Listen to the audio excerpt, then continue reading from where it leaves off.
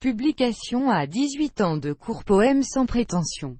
L'un d'entre eux figurera à l'exposition « Dessins de Picasso » Galerie de la rue de Grenelle.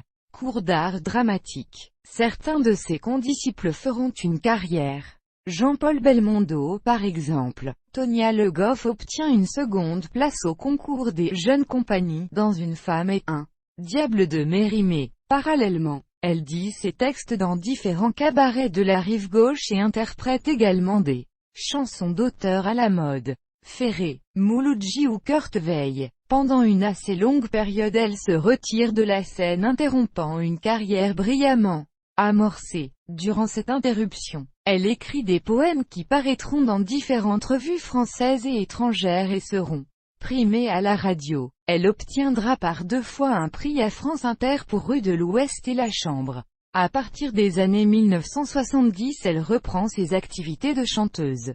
Fait partie du groupe Chansons de femmes qui connaît alors une grande vogue. Elle se produit ensuite en one-woman show pour des spectacles organisés exclusivement autour de son œuvre alternant textes humoristiques et chansons, accompagnée au début par des musiciens au piano et à la guitare. À partir de 1991 à 1992, elle change pour un accompagnement à l'accordéon, à la guitare et quelquefois à la contrebasse et cela jusqu'en 2003. À partir de 2008, elle se tourne vers le slam, sans musicien, avec toujours le même goût évasif du public et de la scène.